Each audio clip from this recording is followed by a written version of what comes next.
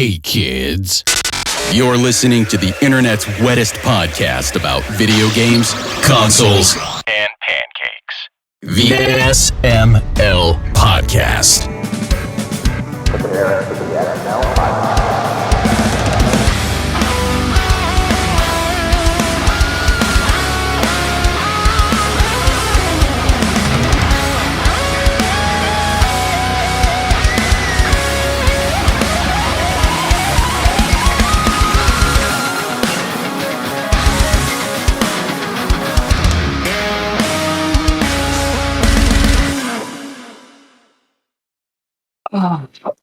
What?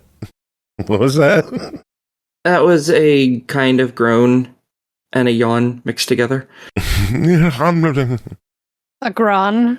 Yeah. Yo. I like combo words. We have a Stemage in the house. Yay! Oh, been a minute, everybody. How you doing? I'm good. How are y'all? Possibly sick. You know, Oh, no. I think I have a head Possibly. cold. Oh, Yeah. I have successfully than a not head set anything wound. on fire today. I heard successfully You- not fire. I've heard like head wound and fire. Saying I don't know who's. You did not get fired today? Is that what you said? I did not. I successfully did not set anything on fire today. Oh, very nice. I'm guessing Yesterday, however- previously. Yesterday, my oven caught on fire. The Oh, element Jeez. burned and melted, and yeah, Man. that's the second time that's happened to me actually in this house. Jesus. Oh. I knew what to do this time, so that was good. Man, that's a fun Okay. start to the show. What's up, everybody? It's the SML Podcast. We're on fire over here. Oh, we're not on fire. We're not on fire No. today. We're not on fire Not today. today. Hockey's here, Bri's here, Jacob's here, and Stemage is here. Grant Henry, how are you doing, Yay. buddy? I'm good. Feels good to be back. It's been a minute. Haven't been playing a lot of games. Been working and crunching and stuff, but all's well. let's just jump right into it. You've been busy, man. You made a music for a pinball table. I did a real deal ball squad upgrade, I should say. Oh, actually, wait. In my life. There we go. There it is. We needed that. Wait, so are we actually recording right now? Yes. Yes. Oh, I didn't hear you make the introduction to the show, and so I'm not gonna lie, I was really confused. I was like, oh, Joe's playing sounds, and like we're just Hey talking everybody, about this is Joe from the SML podcast, and Jacob has a head cold. Yes. How's that? Is that good? Yeah, that's good. It's a good intro. Jacob has a head wound, Yeah. getting donkey punched. At least I'm getting some. True. Yeah, Grant, pinball. Yeah. Tell us about it. Pinball. I did sound. I did the music and sound for the new Avatar pinball machine, The Battle for Pandora by Jersey Jack. So it is showing up in the wild right That is now. awesome. It is shipping. There's two versions of the game. Like there's like the regular one and the super fancy one. And the super fancy one, I think they're making in a month or so. But they're shipping games out, and it's got my tunes in it. So take your headphones to the local arcade because it's the only place you'll be able to hear the music. It's very strange to like make sound that is only going to come out of one sound system, right? It's like a blessing and a curse. I can hear exactly what it's going to sound like. I don't have to worry about the car test and the earbuds and the crappy headphones and the monitors and all this stuff. It's going to come out of this machine. So it's kind of a different thing than doing the mixing an album or game stuff. You know what I mean? How did you get this job? Like how did that come to you? Well, there's this guy named Mark Seiden, and several years ago, someone sent me a link to this dude that was making a DIY Metroid pinball machine, like a real deal, buying the coils and the motherboards and the switches and the flippers and like building this machine. You can see where this is not like going. a digital one, an actual physical Metroid. That's awesome. Yeah. And so he, I got on his stream and he had put some Metroid Metal music in there. You can see where this is going. In the machine, and I was like, oh my gosh, guy, hey, let me help. Let me like cut you some loops, you know. Let me help in any way I can. So we became fast friends, and then Claire, my wife Claire, actually did some call outs for the game. She did, power bomb, multi-ball, like stuff like that. And so he ended up getting picked up by Jersey Jack. They saw what he was doing and hired him. And nice. I was like, well, we'll see you later. It's been fun. Good job. Good job going to make a real one now. And he said, well, would you ever be interested in making, doing audio for a real machine, a proper machine? And I'm like, absolutely, of course. So fast forward a few years, and I got hit up by someone at Jersey Jack, and they were like, "Hey, we have multiple machines going, and we're in need of an audio person." And Mark had dropped your name. I'm like, "Oh my god!" So I got on the phone with him, and I fully expected to hear. I had my reels ready and my references, and the first question the guy asked was like, "How many pinball machines do you own?" And I was like, "Oh." Like, we're going this way. This is what we're going to do. And I was like, well, I've owned 3. I don't own any right now, right? But that is the truth. And we gabbed. And I realized that, like, they want people on the team that really love the craft. They don't want someone that's just really good at what they do, but they don't really love the pinball thing. So I made the case. Pinhead doing the music. They do. They want pinheads on doing everything if possible, right? I mean, yeah. People that love the art because there's an art to it. And so, yeah, I got the job and started cranking on Avatar music and sound. That's awesome. Yeah. From talking about pinball to working on pinball. That is awesome. I am so happy for you.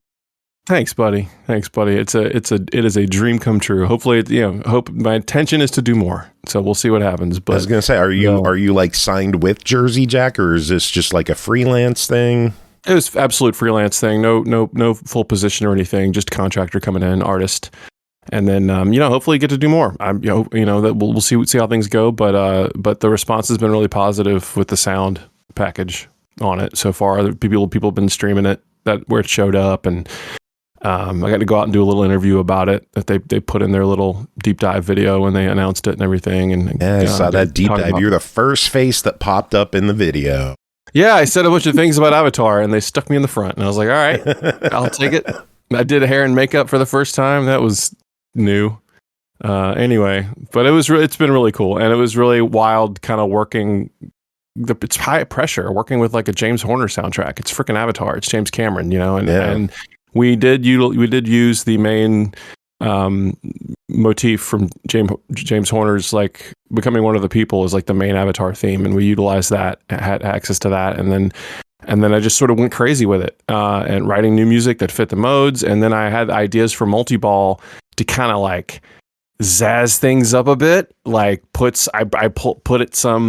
had the idea to write a piece that would sound like it belonged to the movie, and then just sort of slide in some distortion and some electronic stuff and put like a trap kit in there, like drums instead of just the thunder drums and the timpanis that you hear in all orchestral music, and made the case to Disney for it because everything had to be approved. Yeah, because they're really protective of Avatar, and they bought in. So there's some heavier stuff in this game, not metal per se, but it's that symphonic kind of European stuff that you sometimes hear. It's a little more like that. So I wanted to get some intensity for the multi-ball stuff, and they were okay with it. So I was able to put a little bit of what I'm used to doing traditionally in there. So that felt good. Are there any talks to release the music on like Bandcamp or anything? Yeah, Jersey Jack has not done that in the past. Stern has started doing that. So the last couple games, or not all of them, but several of them have had vinyls put out for their games, but not ones that have licenses attached to them necessarily. But that is a TBA. I know I'll be able to put up probably some samples for my reels and things like that. But no idea about like. I mean, that would just make sense. You have to kind of turn that music into an album like it is with game stuff too. If it's just a bunch of loops, you got to kind of like albumify it, make them songs. But I would love to do that. And maybe we'll see what happens if the response is good enough. Wonder if they get that multi-ball theme on the show. Yes, absolutely. Hey, we'll see what we can do. See what we can do there. Ask Disney if we can get the okay to do it. Yeah, right. Be like, who? Yeah. Yep. But yeah, no, it was really fun and a very different game like, but a new thing. So cool. That is very cool. I really hope one of my local areas gets the table. I know on your post I tag like two of the closest barcades in our area, which is still like an hour and a half or 2 hours either way. And the one said that they're looking into it. So yeah, I think it's the Jersey Jacks are a little more expensive. Like there's base models for Stern that are way cheaper, but the base model for Jersey Jacks are expensive. They're just really nice machines. They're like 100 pounds more. The number of lights in this game, there's a UV mode in this game, so when you hit the eclipse, the whole machine starts glowing, all this extra paint and twinkles and everything. Like it's nuts. And so it's very premium, and which means it's a bigger buy-in, So some of these arcades like their machines and like keeping them, and this one seems to be getting a good response so far. So maybe one will show up near your sister or something. Yeah. Or maybe one will show up at MagFest. Yeah, maybe one will be a mag. That'd be cool. That would be awesome. You could sign it. That would be cool. Yeah, just right on the glass, right where your flippers are. Draw a Metroid right in the middle. But yeah, we'll see. I don't know. Not sure if it'll be there or not. That is not my purview. But I'll definitely bring a blue Sharpie to write all over it if it shows up. Just doodle on the glass. That's right. Put a dick on it somewhere. Blue Metroids all over this. Metroids with blue Metroids and blue dicks. Yes. All over this machine. Perfect. Yeah. So anyone have any questions for Grant? Don't all talk at once. I answered all the questions. I mean, this is pinball. How much attention do you legitimately think I paid personally? Yes, it is pinball. Great question. Next. Yeah. Oh man. So should we dive into news? There's a good amount of news this week that we could talk about. Let's do it. Let's rock it. All right. Game Pass additions and departures. A whole lot more departures than arrivals. September 19th, Wargroove 2 hit Game Pass. And if you're a console player, that's all you got. PC, I don't even know what it is, so okay. PC is getting Frostpunk 2 on the 20th and Ara History Untold on the 24th, but nothing else coming to console Game Pass unless something happens at Tokyo Game Show.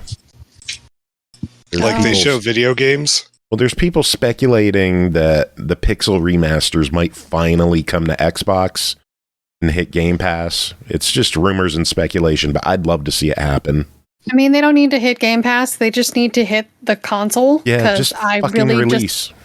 I just want to play 6. Like, that's... Yeah. I need it. Yeah, they need to do something. But a lot of games leaving Game Pass. PC is losing The Walking Dead and The Walking Dead Season 2.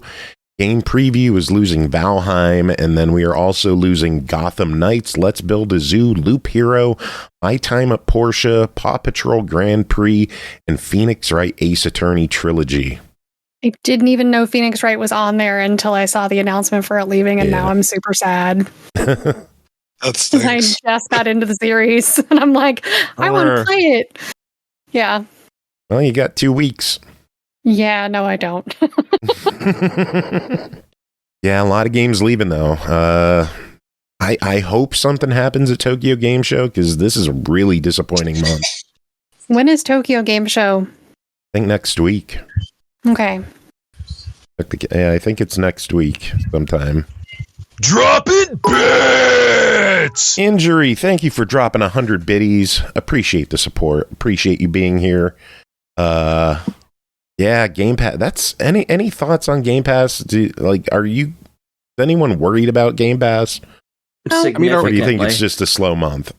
I mean, it's just a slow month. Yeah, are they removing more than they're adding? Generally, yes.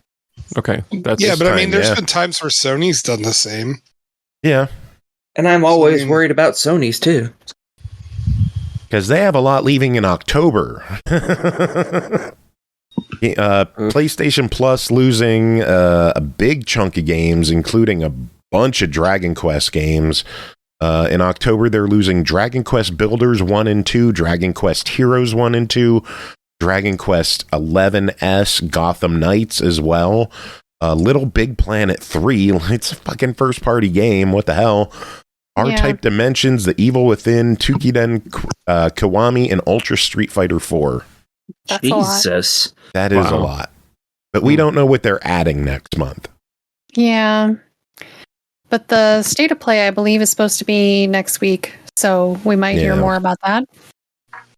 I don't know if they talk about much of PS Plus during their State of Plays. No, but we might get more info just in general. Some day one launches, maybe. Yeah. But, yeah. A lot of games leaving services. I mean, that's stuff that's planned way ahead of time. You know what I mean? I mean, that's like they have an agreement to keep it on for 6 months or a year or 2 years, and then this is just when it's happening, right? I mean, I don't know. It seems like the Xbox, the games come in waves. They'll come like all of a sudden there'll be a clump. It's like 5 new ones all of a sudden, and then it'll be dry for a while. And I mean, there's no way they're going to be able to like actually keep that even. Xbox does announcements the first and third Tuesdays of the month, and they cover half the month. So in 2 weeks, we'll find out more Game Pass stuff. October. I have a list of Game Pass games I have not even touched that I really want to get to. Same. Which ones? Let's see. I know Dungeons of Hinterberg was one of them. That's like I'll go and install them just to play it. It's so there. good. Yeah. Okay. Great. I figured I checked like Metascores when it first came out, but I just kind of put it away. But that's cool to hear you say that. And gosh, there were a couple other ones. I'll have to look it up. How do I look at the most recent Game Pass releases here? Anyway, there were several. I did play a little bit of the Doom 1 and 2 when it dropped, just to kind of see what it was like. Chia. Oh, that's a good one. I was waiting for that. I play guitar on that game. I was waiting because I wanted to play it on my couch. Yeah. And so I just sort of ignored it, right, and waited. And now it's here, and I'm able to touch it. But yeah, I remember when that first came out on PlayStation. I was like, "Hey, Grant's in the game." Yes, you're everywhere these days, man. Trying to be SML, pinball. Indeed. That's it. Let's talk Embracer because there's some pinball news here too. Embracer announced that the proposed sale of 4A Games, who do Metro, and Zen Studios, who do Pinball FX, have been canceled. They were the options on the Saber Interactive sale, but the option to include those two were canceled, so they will stay with Embracer. Does that worry you at all that they're still with Embracer? Yeah. Yeah.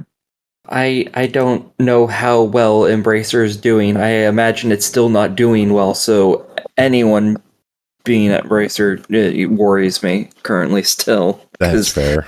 I don't know how long they're still going to exist. Yeah, there's no reason to have faith in them right now, right? So exactly. Yeah, I mean, have they released what has come out under their umbrella? Period. Probably some stuff, and I just don't know. But anything?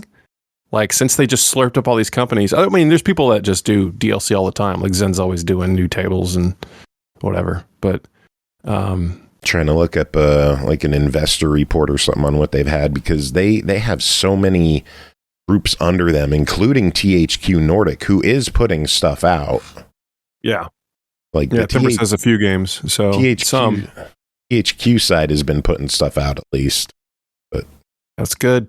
I can start naming their studios, but they only have like fucking 40 or 50 of them.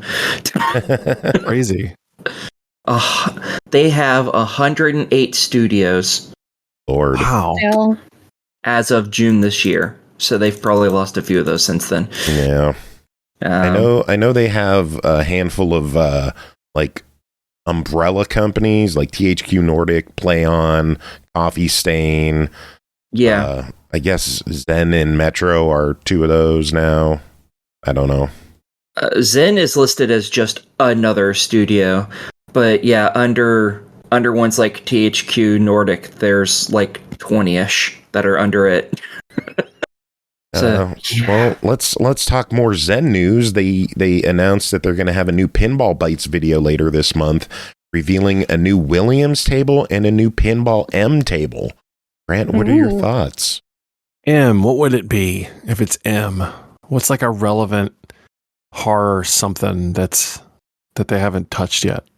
I don't know. I'm hoping that we get like a Bethesda pack for Pinball M. Like, give us. Oh yeah, that would make sense. Bring back the Bethesda tables and gore them up a bit. I would love an Evil Dead table. I think that would be really fun. Like a funny one, you know? Ash style. Neat. Not like the new stuff, which new stuff's good, but... And then for Williams, I don't know. One Williams table. I think it's going to be... They talked about the year that it was coming out on their previous video, and I remember looking at the list of games that came out that year because I'm a freaking pin nerd. I think it's going to be Whirlwind. That's what I think it's going to be. I wish it was Police Force, which is amazing and was originally going to be a Batman game, but it got changed at the last minute. That's happened a lot. But I think it's going to be Whirlwind. So do I win anything if it's Whirlwind? I'll buy the table for you. Oh, okay. I was gonna say I was gonna send him foot pics, but I mean, that's more expensive. Win-win. Can I tell you a Whirlwind story real quick? Just because it's absolutely inappropriate in the middle of news. That table, when you play it, when you play it, there's the topper on that machine has a fan in it, and when you get to like when the whirlwind comes, when the tornado comes, it blows at you, right? Like it blows your hair, and it's like, oh, multi-ball whirlwind. Well, someone at one of the pinball events hijacked the machine before bringing it, and had put like a high power Black & Decker blower on the back of the machine that you couldn't see, and routed the pipe up through the fan hole. So like when you hit multi-ball, it's just blasting people in the face. It's one of the funniest things. I mean, women there with their hair just blowing back. It's one of the most amazing things I've ever seen. So that's what we call immersion right there. Good God. Not going to be in the Zen title, unfortunately, but unfortunately, that would be amazing if they found a way to do that. Yep. The fan attachment for the controller. Yeah, right. Yeah, exactly. It's like the Res Trance vibrator. Remember that thing for the PS2? Oh, geez. Yes, that little weird brick. Yeah. That you played. Yeah, with the Res. That's right. I forgot about that. Weird. Let's plug a fan into the USB port on the Xbox and just get blasted with wind during pinball. That'd be the greatest waste of resources I could imagine. Better than Smell-O-Vision. I'm in. More THQ news. THQ Nordic announced that Darksiders 2 Definitive Edition is getting a Series X and S and PS5 upgrade on October 15th. It'll run $29.99, or it's a free upgrade for current owners. I don't know if I have that. That's great. That's a great game. It got some flack, but I really like that one. It's looty, but in the right way. I like that one. I've had fun with all the Darksiders games. I think it's a great series. Awesome. They're great stuff. Nintendo announced the end of regular support for Splatoon 3 after, quote, 2 incredible years. Wow. That's it? Yeah. You mean like no more updates, I guess, right? Yeah. The online play is still going to be there, obviously. It's just they won't have any more updates or like live events or stuff like that. Huh. Fair. Interesting. Yeah. The upcoming Skate revival will be launching in early access in 2025. That's cool. Yep. And then Horizon Zero Dawn Remastered has been rated by the ESRB because, of course, it's getting a remaster. I don't Sony understand is why. just milking their shit at this point. Like, how many remasters do they need of last-gen games that already have 4K patches? All of them. Like, how unnecessary is this one? Well, very. But, as long as idiots keep buying the same game 5 times, they're going to keep selling it. That's why we have so much Skyrim. Exactly. True. That's Skyrim exactly what hasn't even gotten about. remasters. It's just been re-releases. Yeah, on different platforms or yeah. Are you sure it didn't Bonus get a Creator remaster? Club. It didn't get a remaster. It got an minor anniversary edition. Yeah.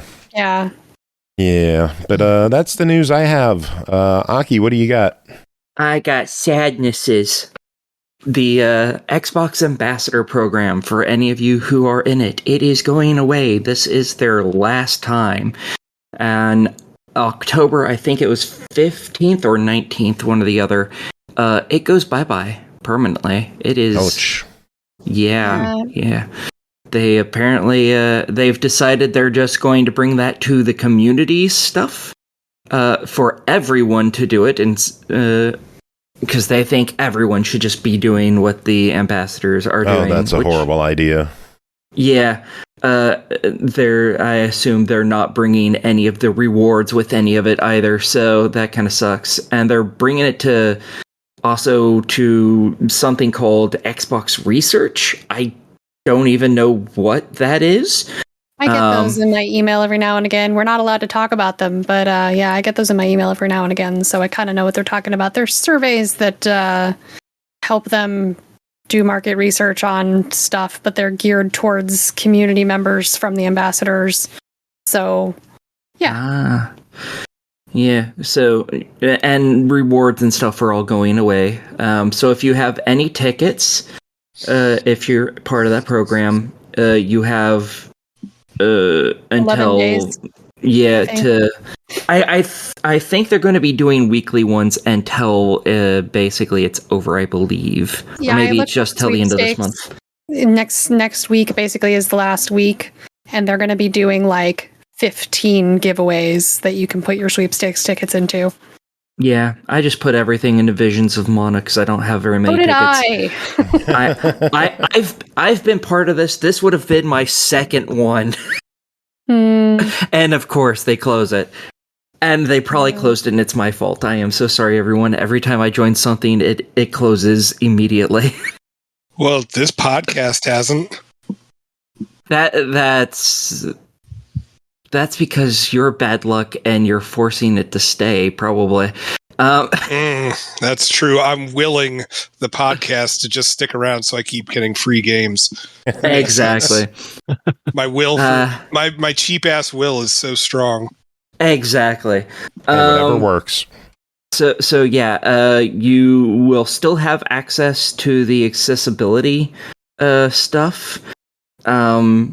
Because they have a badge for that, and they're trying to make sure everyone can get that badge before it's over. You have until the very last day to do that.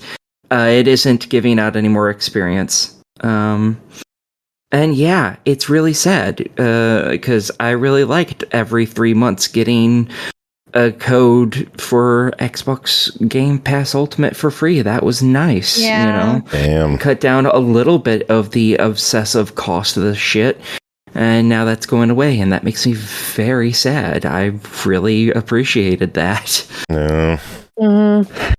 If you are part of it and you have taken part in any of the stuff this month, or for this season, you already have the code in your rewards for this month, even if you weren't anywhere close to finishing it. So go get that and use it. That's There you it. go. All right. Yeah, Bri, what news do you have? Let's see. Nintendo and Pokemon are in fact suing Pocket Pair for infringement of patent rights for over Pow World. I know. I like how a lot of people are claiming this is over like the character designs, and it's not. It isn't. No, it's not. about like the mechanics of the game. Mm-hmm. Is it really? Yes, and the problem is Nintendo has a lot of patents on a ton of basic ass game mechanics that are used by most games. So this isn't so much, oh, they copyrighted this, as, oh, this is like Pokemon in a way we can't sue for copyright infringement. We don't want this to exist, so fuck this group specifically. Because their game patents are for very basic stuff that a lot of games use, and they don't go after them. They specifically don't like this. They haven't even said what the patents are. Not I'm sure revealed yet. It's probably in the document. I don't know if the document is fully Pocket live. Pair's already said that they don't know what they're being sued for. Oh, Like they just know that a lawsuit's been filed. yeah. From what I understand, Japanese IP laws are a tad bit different from American, but I don't know. Like, apparently, you could just file this stuff and just be like, "Yeah, it's ours," and oh, okay, cool. I have a feeling that it might be over the capturing mechanic. Would be my guess. I mean, yeah, like some of the people at work today were wondering about that as well, and I was thinking about like all the other different knockoffs. I mean, like Monster Rancher, you had to pop in a CD or DVD. I don't know how Digimon worked. No, I mean specifically over like you use a ball to catch your Palmon. I think that's probably one of the big things. But again, they don't have to hit every company. All we can do is speculate right now, so we know more. And if Pocket Pair doesn't know what's going on, who are we to say what's going on? Yeah. The sad thing is because of the way this works, they don't have to sue everybody who uses the mechanics. They can just sue whoever they want that uses their mechanics. So it could be any mechanic, realistically speaking, that they have a patent for, to which I don't even know the absurd amount of them they have. So, like, there could be 10 other games just like this, but they just don't care. This one's popular, and they apparently don't like it, so they've decided to bring down the hammer. Speaking of bringing down the hammer, spam bots in chat. For fuck's sake. Carnage beat me to it so fast that I unbanned them accidentally. Yeah. Oh no. I had to reban them. I do appreciate that, like, these cheap viewer shit, it pops up as likely harasser restricted, and no one else gets to see it. Thank God. It's just the mods that see it and get to ban them before it pops up. I was like, I was scrolling through, and I'm like, no one else could see it. It's just the mods can see the harassment. You would think that since it already has that listed, after that person was banned enough times, the website would be like, okay, we're just deleting this just to make it nice and easy. I'm pretty sure I'm like on some whitelist where if they get a ban report from me, it just like the account instantly gets banned because I get emails almost immediately that say, we're looking into this. And then 2 seconds later is the email that says they've been banned. Congratulations. Nice. But yeah, so my other piece of news is kind of along similar lines. Last week or the week before, somebody brought up that there's supposed to be a new Flappy Bird game coming out. And it turns out that this supposed remake has nothing to do with the original creator. He has not sold any of the rights for it. And it supposedly is full of crypto transactions. And he stated on his Twitter that he is totally against crypto. So, not sure what's going on with that, but hopefully there's a good resolution. Apparently, to that. he let the trademark lapse. And he let it lapse, and it's traded hands like 5 times at this point. Wow. Yeah. And while the crypto accusation has not been officially confirmed or denied, the guy who is heading the company that is going to be making it, he's all in a bunch of Web3 projects, and so that's where the crypto assumption is. However, the devs also haven't said no, we're not doing that. So it's likely. Yeah. Or it might just be NFTs. Yeah. NFTs. Yeah. Yeah. It's what all the kids want. Indeed. I don't even understand NFTs. Like, not in the I don't understand how they work. I just don't understand they exist. People think that that's a good idea. Because people are stupid. I guess. Sometimes the most simple answer is the correct one. People are fucking dumb. The end. That is true. This show is proof of that. Yeah. We're all any other news? Can we make this episode an NFT? Can we make this next news story an NFT? Sure. Grant, what news do you have that's an NFT? Oh, is it my turn? Yeah. All right. Well, someone claim it. Send me some money. Here we go. A game I'm very much looking forward to. No one's talking about is coming out tomorrow, called Parking Garage Rally Circuit, and it's basically a Saturn era rally driving game that takes place in a parking garage. and I played the demo, and it's very cute. And that's all. I wish I knew you were interested in that because Purnell's reviewing it on Tuesday. Ooh, sweet. Cool. Looking forward to hearing it. I got you on the job if I knew. How does this work? Does someone send me money for that story? Yeah, I'll send you like $2. Sweet. Okay. I'll take it. I do more of those. Get you another pinball table. Sure. Here you go. What other news you got, Grant? Anything you want to talk about? I don't think so. I think that's about it. Jacob, what you got? All right. So I actually have a bunch of news. Concord's director has reportedly stepped down as the studio is still waiting for Sony to decide what's going to happen with it. Yeah. That makes sense. I still don't know why they bought the studio before they knew what the game was. Because that was the cool thing to do at the time. Yeah. It's just such a shame for that studio that they worked so hard for so long for so little. And now we don't know what's going to happen with the studio. Yeah. 3 sources told Kotaku that employees are pessimistic that Concord will return. Some of them have already been asked to explore pitches that the studio might work on next.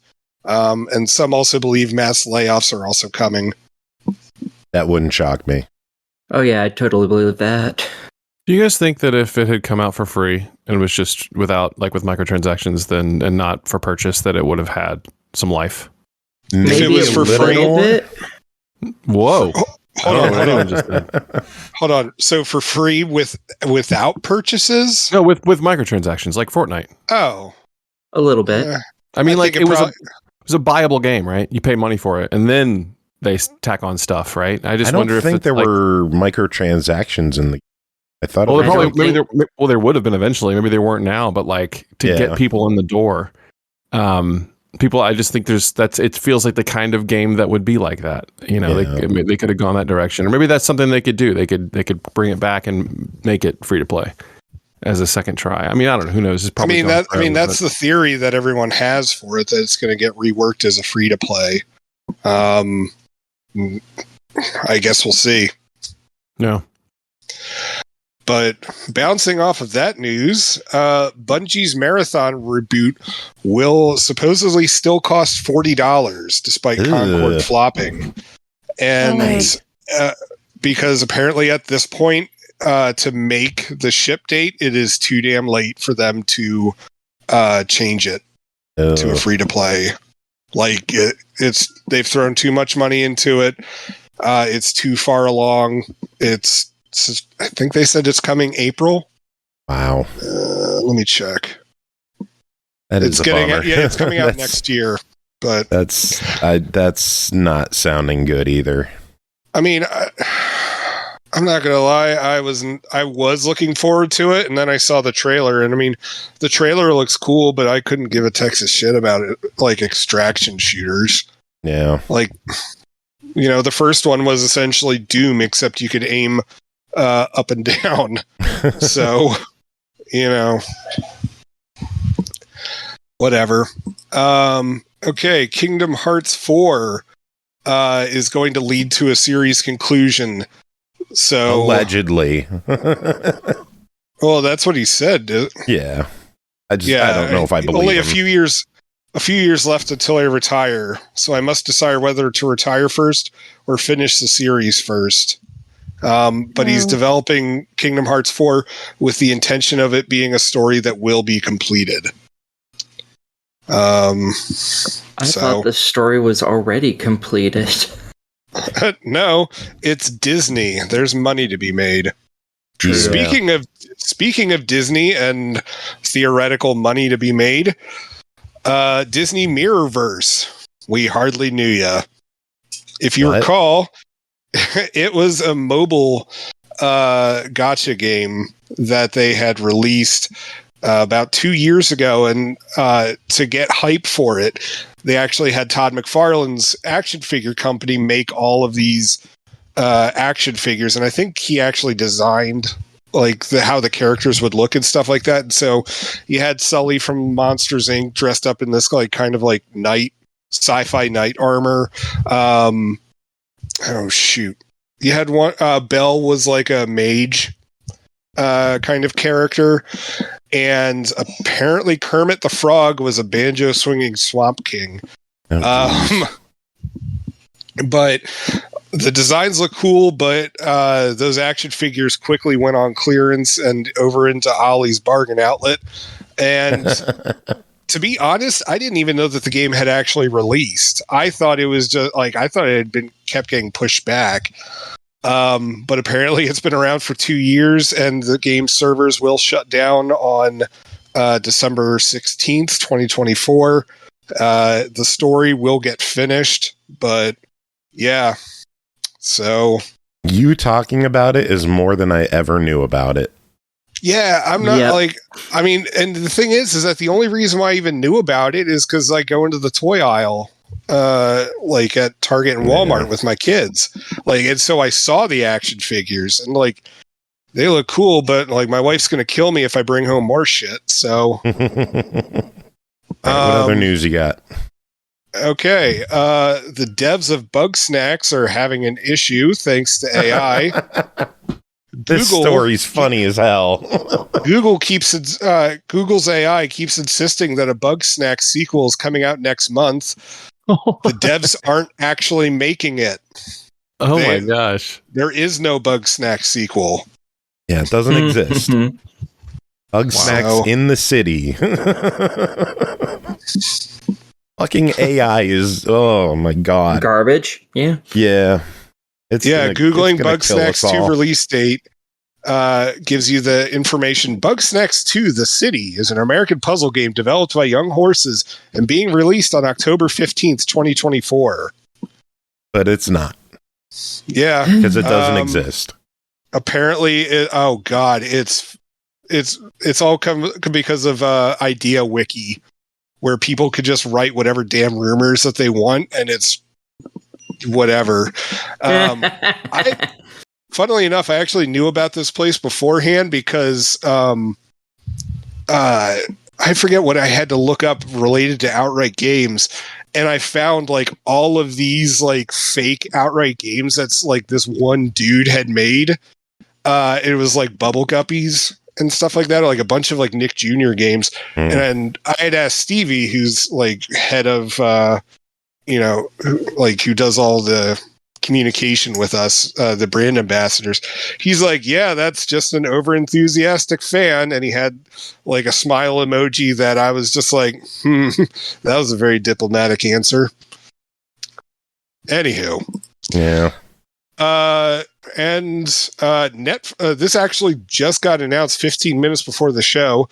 Netflix is releasing a Devil May Cry anime show coming out April 2025. If you watch the teaser, it's pretty damn awesome. I could watch that. Yeah, I'm really looking forward to it. It looks really awesome. And then Movie Watch. Dun. We need a theme song for that. You do.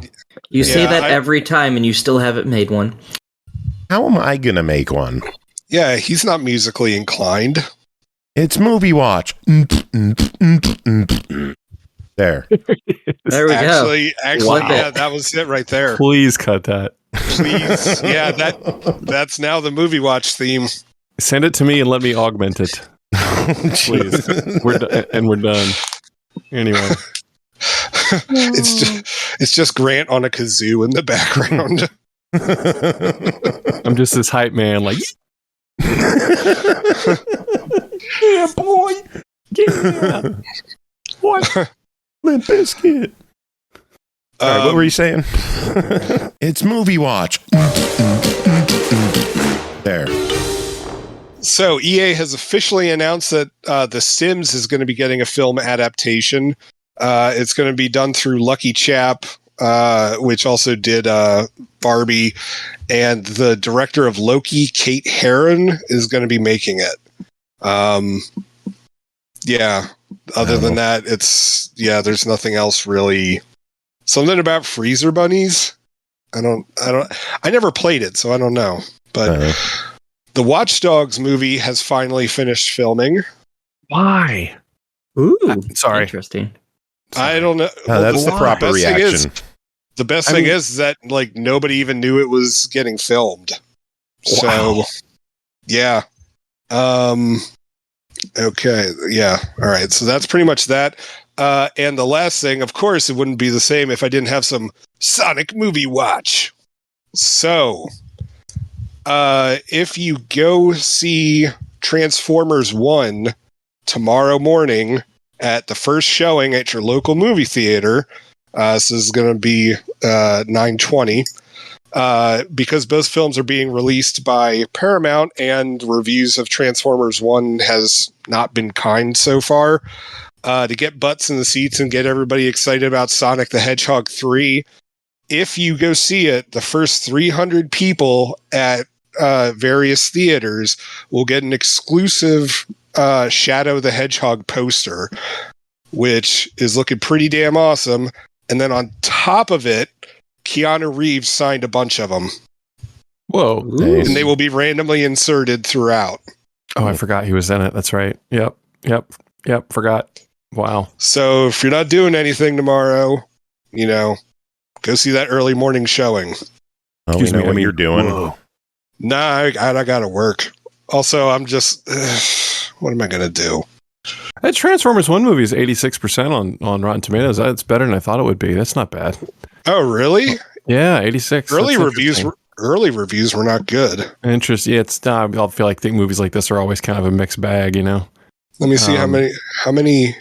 90 reviews. Okay, well, then fuck the haters. Apparently, We'll see. I think it looks really kind of neat. I mean, origin story, and it doesn't look too clever. Is that the word? Like, I don't know. It looks fun. It looks like a cartoon, not like a, it doesn't look like just Avengers comedy. It looks like an actual cartoon. I don't know. It looks neat. Speaking of, they've actually already said what the next Transformers movies will be. They are looking at making Transformer like a sequel to Transformers 1. Maybe it'll be called Transformers 1-2. I don't know. And the other thing is that they're still going ahead with the live action movies, even though Rise of the Beasts didn't do that hot. The next movie will be a crossover with G.I. Joe. Whoa. What? Huh. That'll be weird. Yeah, I'm not going to lie. I'm looking forward to it. That's wild. Will The Rock be in it? I don't John think Cena. So. I don't think so, because that series is kind of done. Like the Snake Eyes movie had nothing to do with it. Injury just put GI and then my face in chat. G.I. Joe. That's fantastic. But yeah, that's all the little things that make you giggle. Should we dive into reviews if that's all the news we got? Sure. Yeah. Bri, I know you have some sailing to do tonight, so we got to rush through yours. It's what did you tell me it was today? Yar, mateys, it be talk like a pirate day. Oh yeah, Yar. I forgot. Yar. So you're gonna yar it up tonight, aren't you? Probably not. Let's No? be honest, I'm lazy. You're not gonna talk like that the whole stream? Sounds like too much effort. I might throw in some yars and mateys a few times here or there, but no, I'm lazy. That makes sense. So reviews, matey. All right. Yar. Yar. First game to talk about tonight is Funko Fusion, developed and published by 1010 Games, released September 13th on Series X and S, PS5, and PC for $59.99. Experience a festival of fandom like never before in Funko Fusion. Play through iconic worlds and mash up characters inspired by some of your favorite franchises in an action-adventure game with uniquely authentic, irreverent humor from the creative minds of 1010 Games. Bri, tell us about Funko Fusion. The Wonder Worlds are being corrupted by some purple goo, and an evil entity named Eddie has stolen Freddy Funko's crown and corrupted it, so he can now corrupt the other worlds. The crown is shattered, and if we can find the crown pieces before the enemy, we can stop him, which also means you'll need to find all the crowns to get to the final boss. This is... Can I interrupt real quick?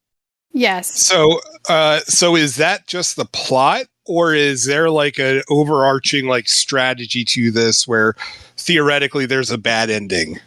I doubt there's a bad ending. Okay, well, I mean, because you were like, it's a race against time before they.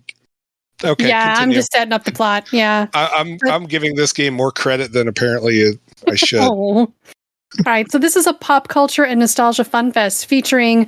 Here's the list: Jurassic World, Battlestar Galactica, Hot Fuzz, The Thing, Scott Pilgrim, Masters of the Universe, The Umbrella Academy, Back to the Future, Jaws, The Mummy, Nope, Knight Rider, Shaun of the Dead, Chucky, Megan, Xena, Voltron, Five Nights at Freddy's, and Invincible. Jeez. Huge list. That is a lot. Some of these have worlds to explore, and some are special cameo quests you unlock under special conditions. So the game prompts you to choose a world at the beginning because everyone has a fandom, and they're hoping that you're going to want to jump into one of the 7 that they've created for you to start with. So I started out playing Starbuck from OG Battlestar Galactica. Yeah, buddy. In addition to licensed fandoms, you'll also find product placement from sponsors like KFC and Loungefly. Yeah, I saw you shoot a KFC bucket. I'm like, yeah. Yeah, yep. So each of the Wonder World stories, has 5 stages and gives you 4 characters you can switch between. Sometimes there are reasons to use one character over another for certain like abilities or weapons. Other times it's just preference. In Jurassic World, I really didn't like Owen's shotgun as much, so I used somebody else who had automatic weaponry instead. The level names are punny or jokey references. There's a decent variety of mission types. In Battlestar Galactica World, I was on some sort of escort mission, and then the next level, it was a defend mission where, unfortunately, the waves didn't seem to have a rhyme or reason to them, and I think the AI was getting enemies stuck someplace, and so it was making it so that the waves wouldn't start the next wave. Oh, there are fetch and find quests, like finding and rescuing all the huskies in The Thing. The comedy was not as big as I expected, but it was there in the little things. Like I opened a porta potty and found a dino pooping, but before it got mad and attacked me. But it farted as it died. It was really cute. During an intro scene, the Cylons are watching Earth TV and ogled at Kit with its red flashing light, being so similar to the Cylon hens. Wow, that's sharp. cute. I like that. That's actually really good. Yeah. So one thing to note is you aren't locked into the story you start with. You can go back to the main hub and change worlds once you've gotten at least 1 crown, but that number gets higher as you go on, so you'll need to finish some levels before you bounce around too much. So like when I got stuck on a level in Battlestar Galactica World, I was able to go back to the Funko Factory area and choose another fandom to immerse myself in, like Masters of the Universe. You'll still need to do each of the 5 levels in the story in order within the worlds, but then you can return to them later in any order you want to find collectibles that you've missed and unlock character levels like the cameo ones. Like Lego games, there's a lot of replayability here, as you'll find the areas are inaccessible except with the ability of certain characters that you unlock elsewhere, like Umbrella Academy's number 5 can teleport in and out where there's special arrows marked on the floor, or Allison can talk to people and convince them of stuff, and that is something I found in, say, Jurassic World, that there were some locked areas I couldn't get to, but now I know, now that I've played Umbrella Academy, that I can use number 5 when I go back to replay the level. A lot of the levels are very puzzle-based, but there is a lot of combat, too. Combat is a mixture of third-person shooting and melee. Sometimes you'll need both to get the job done on certain enemy types. Some enemies have shields, for example, and to get through that, you'll need a gun, but once you get the shield down, they only take melee damage. Or you need to stagger an enemy with your pistol and then punch in for the kill. Some of the waves are short, others felt way too long and overwhelming. It was super satisfying to pop the heads off of enemies, though, when you get a headshot, which, of course, easy target because their heads are so large to begin with. But there's also a really nice aim assist accessibility feature that is automatically on when you start the game unless you tell it otherwise. Death isn't forgiving. If you lose all of your health, you become a ghost. And you have 1 minute to smash enough things to gather vinyl or get to the pop box to purchase a resurrection. If you don't get there in time, don't have enough vinyl, or have died 3 times, you have to restart the whole level. Which happened to me a couple of times. Ouch.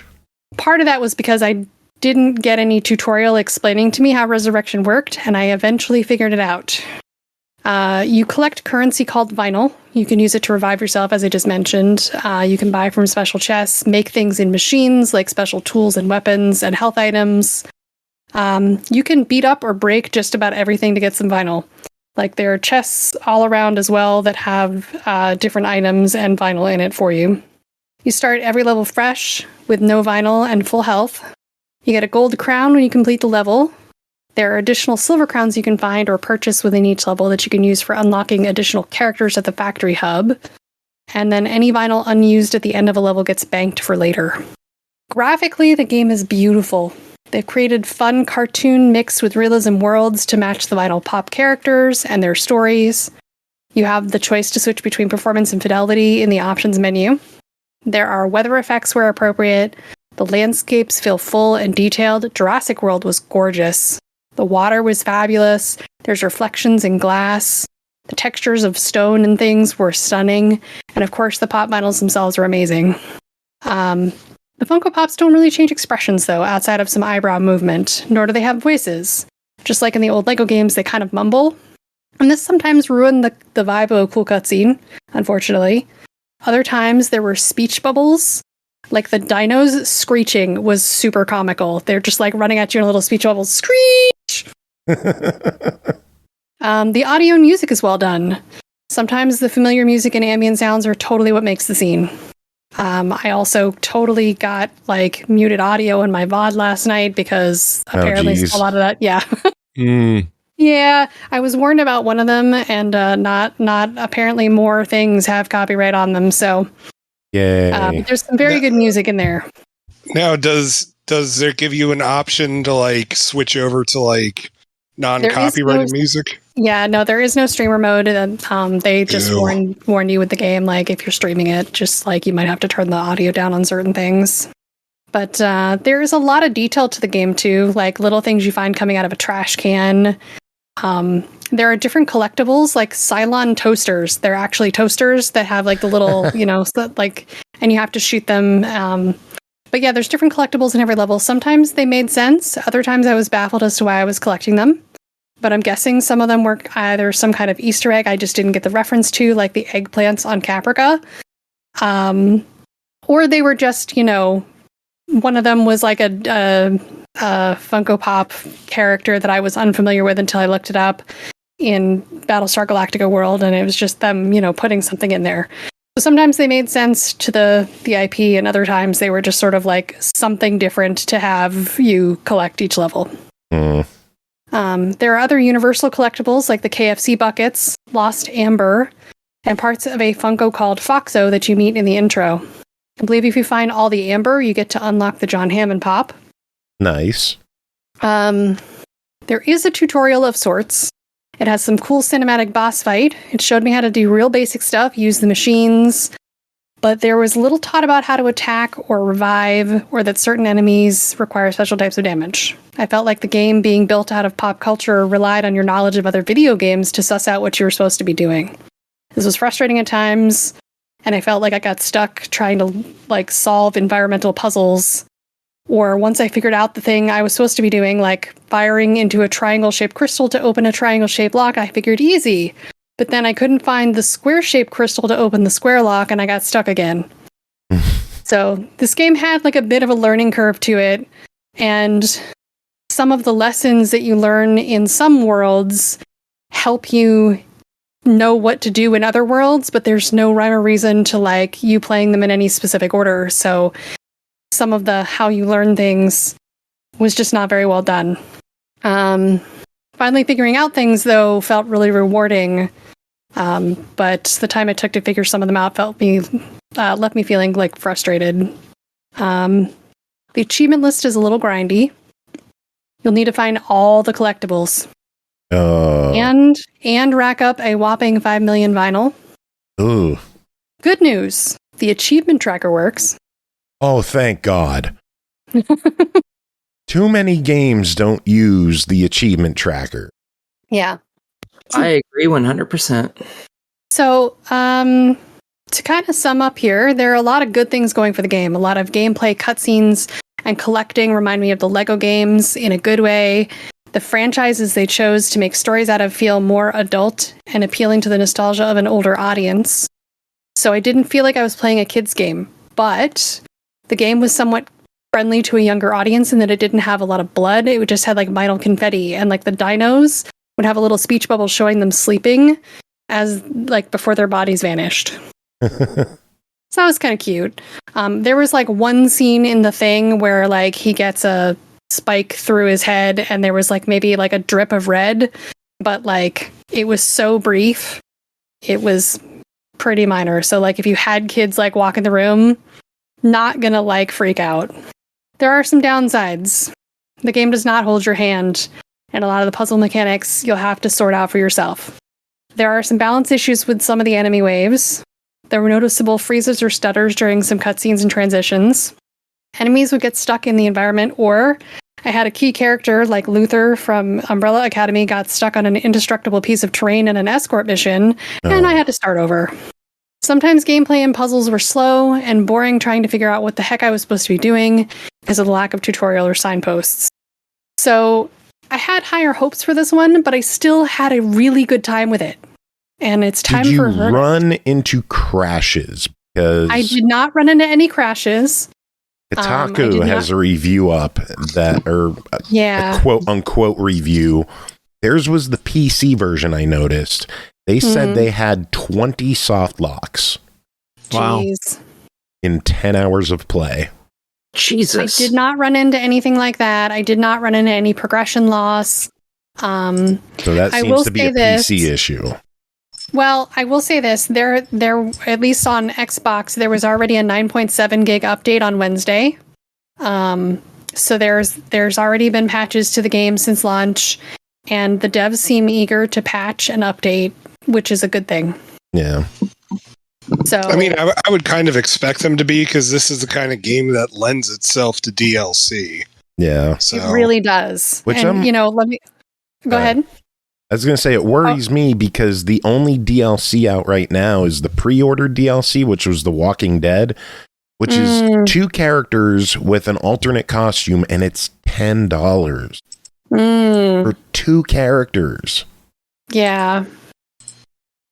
Well, and that might be a good test in for them to see what they can and can't get away with. My hope would be that they would put out bigger content, because like I said, you have the 7 worlds.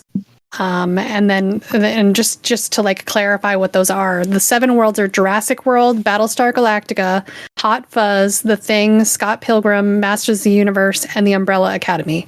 So the other stuff are these like little single missions that you have to unlock doing other things. So they could add more full worlds with 5 levels apiece. They could add more cameo quests like these other franchises and add other characters. Like, they do have options for stuff like that if they play their cards right. I think, it would be really fun to see what else that they could add to this. Yeah, I'm eager to see the future of it, and if they continue to support it. Right now, it's a $59.99 game. What are your thoughts? So I'm going to put it at a buy it, but wait for a sale and some patches. Like I said, there were some negative things in there that were frustrating, but not to me world ending. I think that they just are a few patches away from getting a few things more right, and it's still worth a buy, but maybe on sale. Sounds good. All right, next up is DROS, developed by emergeWorlds, published by RedDeerGames, released September 19th on Xbox One and Series X and S for $24.99. DROS is a fantasy adventure where you'll swap between a small gooey creature and her human bounty hunter shell. Explore freely through 40 unique diorama-like levels filled with strange characters, intricate puzzles, hidden rooms, and ancient collectibles. Bri, what is DROS? So DROS is the word for these little blob-like creatures with eyes, and they seem to have been created by an alchemist in a lab. We wake up in a giant tube as a DROS, and with some jumping and pushing, we break the tube. Here in the lab, we meet other DROS who give us some hints on what to do to escape and survive. And then that we need to find some sort of shell to bond with. So kind of, think of like you've got like a snail and it needs a shell, or a hermit crab who needs a shell. You've got to bond to something. Could be a piece of metal, could be something else. So then, entering the story is Captain, a heavily armored bounty hunter in search of the alchemist's flute. But we can't go into the tower in the front. Luckily, someone gives us the code to the sewer grate, and we are on our way to find our bounty. we get into some trouble almost immediately with some rat-like dross and some oozing blackness, and we are injured very badly. Luckily, we run into the dross, the little dross we met earlier, and he's looking for a shell, so he offers to help Captain, and by finding little orbs called Prima, we have the powers to heal Captain. Dross can detach from her shell, or Little Dross is her name, can detach from her shell and move through grates and press small buttons. She can jump where Captain can slash with a sword, so the two of them make a really good combo. The villain, the alchemist, was playing with forbidden knowledge, got cast out by the High Alchemist. He created this tower and these elemental Drognauts. And we learn from all this. We learn all of this from another alchemist named Enki. And he was, I guess, this guy's teacher or something. And we learn that the way to defeat the alchemists is through these Drognauts, because they all hold a piece of the evil alchemist's life force. So we had to climb to the top of the tower because it's the only way out. We got to defeat all 40 levels and all 4 of the evil alchemist creations to get the flute and help our little dross escape. In each of the 40 levels, there are side goals, like collecting a certain amount of blood rock, finding special artifacts, or finishing under a target time. So there's actually like a speed run mode that you can do if you think you're up to that. I don't remember if there was an achievement for that, but I hope not, because I am terrible at speed runs. Same. And the art is fantasy mixed with technology and some storybook load screens and cutscenes. The camera moves 360 degrees, but the view is top down, so that whole diorama kind of feel. The font is different between Little Dross and Captain to help differentiate them when they're talking in text box, which I thought was really cute. Apparently I'm losing my voice again. Yay. The journal is another language until you unlock things, because the language of the alchemists, and Captain does not read, but the Little Dross can. So I thought that was a nice mechanic, kind of like, what was it, Tunic, where things were in another language until you learned enough things, and then you kind of can see the language more and more. I thought that was cool. Gameplay is more puzzle with a bit of slashing through enemies. There are things only Little Dross can see, like power lines, invisible platforms, and then the written clues in the foreign language. Little Dross can fit in places Captain can't, but isn't as heavy or big enough to press certain buttons or levers. So we spend a lot of time jumping back and forth between just Dross or Dross with Captain to find all the things and navigate our way through the levels to get to the next elevator, to get to the next level of the tower. And at the end of each section of 10 levels, there's a boss fight with the Drognauts. There's poison water everywhere, so you need to jump across or find other ways around, like moving platforms, using switches. Dross's double jump leaves something to be desired, and I found it was tricky to find the right rhythm of jumps, so I didn't just fall flat. The good news is you can die over and over with almost no penalty. There's enough Prima in the game that you can keep healing, so you do take a little bit of health damage if you flat out die. As you progress through the game and help do missions for Enki, the alchemist mentor guy, you get other abilities that expand your mind, I guess. You can expand the viewing of the level, which I thought was a really cool effect. You can zoom out and see the bigger picture, get a better idea of where to go or where things are. Or you can get a mega dash with Captain that allows you to break through some obstacles, like rolling balls of doom. So there's very inventive little mechanics that you get as you progress through the game. But I had an okay time with this one. I didn't have an amazing time with it. And I need to take a sip of my drink. Well, while you're sipping, I will remind everyone that it is a $24.99 game just released today on Xbox and Series X and S. What are your thoughts on the game for $25?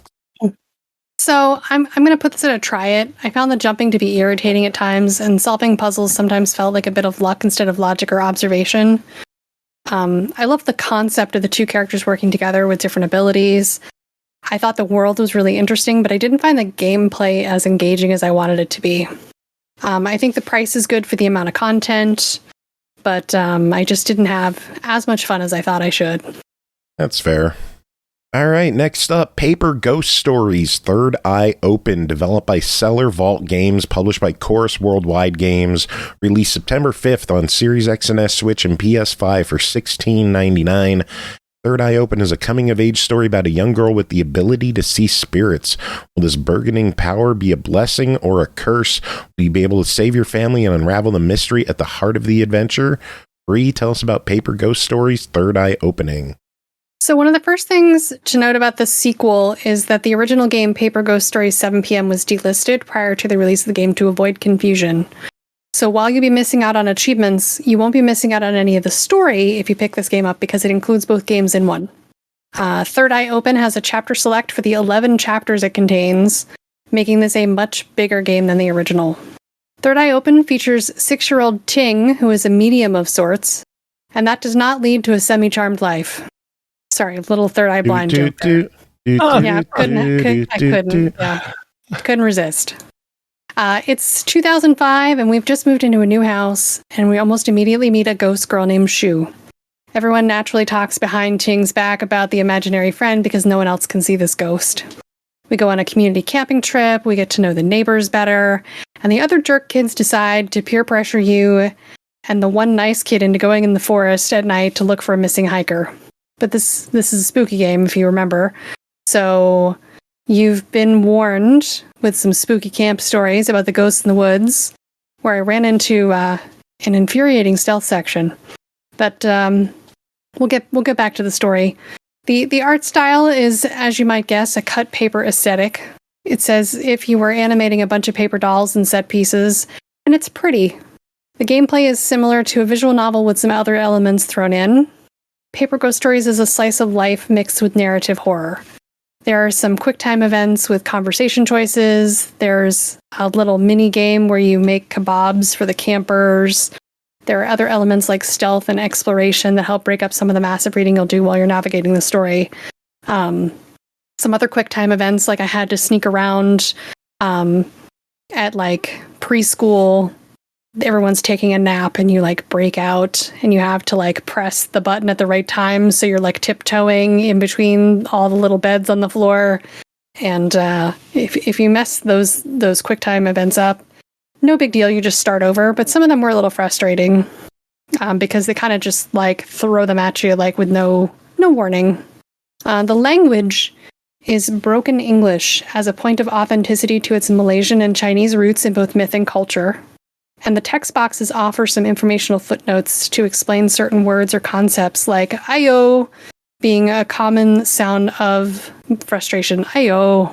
Ayo. I would say that a lot. Because, everyone's frustrated with a 6-year-old. If you get lost, there's a journal to help remind you of your objectives, which was very helpful. There is a trope here that's a bit frustrating, and that's one about kids not being believed by adults. And that's just like a personal grumble. It's something that even Sesame Street addressed after years of Big Bird not being believed about Snuffleupagus, because it reinforced the idea that if you told adults the truth, it didn't matter anyway, that kids would stop like coming to adults with information. So this has that trope in it, and if that's something you're sensitive to, like, just be aware that that's the narrative. Dad's kind of a jerk, but Mom seems nice, except something's wrong with her and she's losing time, not remembering things. Could be something supernatural, could be something else. There are some fairly normal parenting arguments going on. Some of the storytelling was a little cliche there, but that also made it accessible in a lot of ways to a universal audience, given its cultural setting. The horror vibe felt minimal in this in comparison to the first game. It felt a little more focused on the slice of life stuff early on in the game, which was not always as engaging as I wanted. I felt like this was geared towards a younger audience, and the pacing felt a little slow. But back to that campground incident with the malevolence, there's a malevolent spirit that tells Ting it will let us go because something else already has their eye on us. And later at preschool, we have a creepy ghost encounter with a kid who drowned in 1982. Remember, I said it was like 2005 in the story, so this kid died a while ago, is still like ghosting around. And by solving the mystery and acknowledging this ghost, he's finally able to move on. So we get to do some stuff like that. Not long after we meet up with our friends, we get dared to go into an abandoned... Our friends. I say our friends in quotations. It's the mean kids again. We get dared to go into an abandoned house that the kids think are haunted. And that's where the story finally starts to pick up in terms of the horror, which was very cool. So yeah, it's a little slow to get to the good parts. It's a well-written narrative, though. I think the developers are trying to tell a bigger story here, and there's lots of lore and culture that are well featured in Third Eye Open. I don't think I enjoyed the pacing as much as I enjoyed in the first game, but I think overall it's a decent game if you like a visual novel type adventure. Ooh, well, it's $17. What are your thoughts? Again, I'm going to put this at a try it. If you like the first game, you'd probably also like this. If you've never played either, this includes both games, which is a nice package for a nice price. Just, again, the pacing's a little slow in the beginning of the game. And there were some long load screens or stutters before choices that were noticeable at times. Overall, I had a good time with it, but it just wasn't, it didn't have that pop that I felt, and maybe that was just because it was a little bigger. They drew it out a little too much. So, yeah. All right. Well, Bri, that is it for you. We will let you get going so you could do your pirate talking. Yar. Arr. Walk the plank, Bri. Oh my gosh, I didn't even think of that. Walking the plank. Why didn't I think of that? All right. Work on your pirate. Well, you all have a good night, and I will walk the plank. Yar. Sounds good. Any final words? That was it. That was your final word. Yar. Yeah. Yar. Yar. All right, next game to talk about is the Plucky Squire, developed by All Possible Futures, published by Devolver Digital. Okay, I got to stop. Released September 17th on Xbox Series X and S, Switch, PS5, and PC for $29.99. Also available as part of PS Plus Extra. Storybook characters discover a three-dimensional world outside the pages of their book and must jump between 2D and 3D realms to save their friends in this charming action-adventure. Grant, you played this one. Tell us about the Plucky Squire. Yes, it does sound like a pirate game, doesn't it? Arr. But it's not. It's not. Plucky Squire is an adventure, puzzle, and platformer game where everything takes place in a single room in this house, and mostly within a storybook in that room. You play a character named Jot and a few of his childhood friends. The bad guy of the book, Humgrump, he's sort of tired of always losing. And he has developed a way to create magic that can throw you from the book, get rid of you, get gone. So he can sort of take over the book's world and the book's story. But by doing this for the first time, it sort of grants you powers to enter and exit the book. So we're literally talking, you are on the page of a book in 2D, and then you exit the book in a 3D world pretty regularly. It's sort of the gimmick. You're sort of transporting back and forth, not whenever you want. You have to go through portals. And and you're either in the book or you're in the world. When you're on paper, when you're in the book, you have the ability to slash and roll. You eventually get other combat abilities, and it sort of goes between maybe like what might be considered a top-down view of action or the occasional side-scrolling segments. You have the entire 2 pages of the book as your screen, right? And then when you leave the page in a certain direction, the page is turned and you move on to the next screen. It's very cool. The gameplay sort of goes back and forth between combat and puzzles. And, storybooks are all about words, and you may encounter situations where what's going on the page is described in words on the page. And those words, parts of those words can be picked up and moved, so you can sort of change the scenario. For example, you might see that there's a gate and the gate is closed, and it says that on the page. Well, if you find the word open somewhere, you can pick that word up, put it in, replace the word closed, and it opens the gate. So it's that kind of puzzle solving, pretty basic stuff, but it's pretty charming. There are moments where you leave the book entirely, and you're exploring the room. It's looks sort of like a 3D Mario game with characters that look like that, with very photorealistic environment design. Really, it looks really good. Looks fantastic. Sometimes you have to leave the book temporarily for puzzle reasons, so you might have to get out of the book and turn the pages yourself to sort of manipulate the world in some other way. Other segments play out like full levels outside the book, like full platforming levels, a la Sunshine or something like that. with platforming segments and bosses and stuff outside the book. There are no loading screens ever. It's pretty amazing. You're sort of always in this world, either on paper or out in the world. And so it gives the opportunity for the outside world to sort of change, to the next segment while you're in the book. So it all feels very seamless. But you're always either on the pages or you're in the room.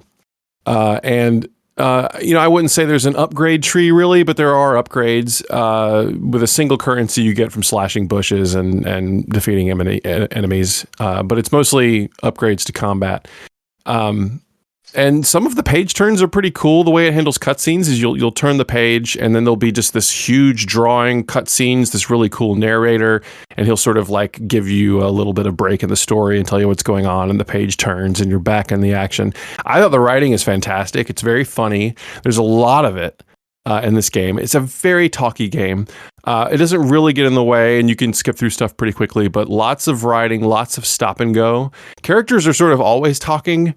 But it's always about forward momentum. This is not an open world game by any stretch. You can't go back. It pushes you forward. I think some people may find that the game is a little hand-holdy, a little directional. There's a little character that's there you can talk to if you have problems with puzzles. And stuff like that, but it is over-explained. It doesn't give a lot in terms of discovery. I think that's okay in a game like this, but there might have been some missed opportunities to use some of the tools you've learned to really get into some brain-bending puzzles, but it's very friendly. Bosses in the game play out like mini games, like completely separate from the regular game. One is kind of like playing Punch-Out. One is sort of rhythm game based. There's one that's kind of like a shmup segment. They're pretty good. I think they're a little hit and miss. Some are more fun than others. Some overstayed their welcome a little bit. I think the one like the shmup segment was actually super fun, but it didn't show up enough. But it's pretty clever. I think the gimmick overall is pretty fully realized. I think they accomplished something here. A lot of times you'll see a game that has like the first time you see the gimmick, you go, whoa, right? Like, I've never seen that in a game before. And then after you get into the game, that sort of the wow power doesn't stay, right? You're just sort of going through the motions, but they keep changing things here. I think it's actually pretty interesting. It's about 8 hours, a little over is what I spent on it. So it's not too long, very creative. There's a big twist near the end of the game, which is a lot of fun. And I will say the final boss of this game is completely unhinged. I'm just trying to think to myself, like, what is this final boss going to be? Like, what is it? Am I just going to be using all my powers at once? I won't say what it is, but it is pretty rad and crazy. So that's fun. Great music. The head wizard is this DJ character and is always spinning records and stuff in his house. It's pretty cool. It's very funny. I did run into a few bugs in the game. I maybe 2 or 3 lost a minute or so of progress, normally getting hung up on geometry, stuff they'll probably figure out, but nothing that broke the game. But overall, I really liked it. Again, it's not that long. It's very linear, but it is definitely one of those games that you've just never played before. It's a very friendly experience. I think it's written really well. I think it executes on what it's trying to do pretty well. So, and also a very surprisingly colorful title from Devolver. I'm used to. I was waiting for this game to turn into a freaking horror game. You know what I mean? Because that's kind of the Devolver way. 3/4 through, it's this meta thing, and people are out in the woods hunting for runes, and there's blood. It's not. It's just a chill, colorful storybook game. And I mean, they did it kind of thing with Fall Guys too, but Fall Guys feels a little more Devolver, but definitely a different step for them. And I find that interesting. So yeah, Fall Guys is epic. It is, but it's also just like a giant pillow fight. Like I could see Devolver making a pillow fight. This almost feels like I don't know. It doesn't. I'm glad they picked it up. I'm glad they're putting out something that is like they're all about doing unique things. Hello, and they did it. Yar. So, Bri said a quote from one of her crew: "Yar, these dickheads be trying my patience." Huh. So had to bring that up. Plucky Squire clocks in at $30. What are your thoughts on that? I think it's great. It's not a very long adventure. If game time's a concern for you at all for a $30 game, if you're looking for a 20 to 30 hour game, you're not going to get it. But I feel like what's here is solid. You might want to consider just staying away from the little hint guy. The little mini wizard is amazing, but unless you just want to have your hand held through the entire game, maybe stay away from him and use the brain juice. But I think it's fantastic. I think it's really good, and I'm glad I played through the whole thing, and I would definitely recommend it. I appreciated the achievements in this game because there were some fun, different achievements that built on the wordplay in the game. Like one of the earlier puzzles, there's a frog there. That's a tiny frog. And if you find a way to make him bigger, achievement. Oh, very cool. I think I got one of those, but I didn't get that one. Yeah, there's a couple that are like that, and I like how it encourages you to jump back pages to get old words to bring forward. Yeah, you could pretty much go. I don't think you can. It's split into chapters, right? 10 chapters in the game. I think you can go back to the beginning of each chapter in the book. I don't think you can go to previous chapters, but you can go all the way. You can even go to like what you might call the cutscene pages, right? Like the pages that aren't gameplay focused for the sake of finding secrets and accomplishing puzzles and stuff. So, yeah, I was doing a lot of flipping, a lot of page flipping in this game. Yeah, this was a fun one. I'm glad we got to cover this one. I'm glad you covered it for us. Yes, I was very excited about this one. So yeah, I'm glad I got to chat about it. Very cool. All right. Well, are you going to stick around or are you heading out? I don't know how much. Yeah, I want to hang. I want to listen to the reviews. Cool. All right, we'll move on. Next game, MindSeize, developed by Kamina Dimension, published by Sometimes You, released September 20th on Xbox One, Series X and S, Microsoft Store, PS4, PS5, for $16.99 on each platform. Transfer your mind into a mag and set out to an epic action adventure with sci-fi setting. Aiming to save your daughter, an even bigger threat emerges. Fast-paced combat and extensive exploration awaits, inspired by a wide range of Metroidvania classics. Jacob, what is MindSeize? So MindSeize is this futuristic cyberpunk kind of game where this group has stolen the mind of your daughter, and she's now, her body's now like being kept on life support because she's alive, but nothing's going on in there until you can get her soul back. And you're wounded, and but this like cybernetics group, like it's like they're not even like a cybernetics group. It's like think of like if Guardians of the Galaxy showed up and was like, hey, let's put your brain in a robot body. Like it's like that. And so they just drop you on these planets, and you just have to go around and shoot the bad aliens, collect supplies so you can upgrade your weapons. There are a few NPCs that you're able to meet.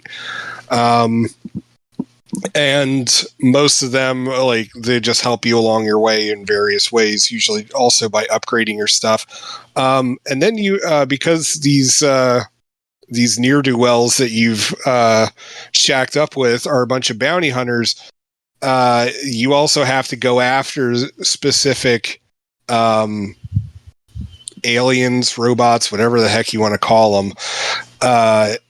And yeah, you have to capture them. And all of this is being done in a Castlevania, Metroidvania layout with the world. And there is a lot to explore. And one of the things I thought was really cool is that there is some stuff that's blocked off until you get higher weapons.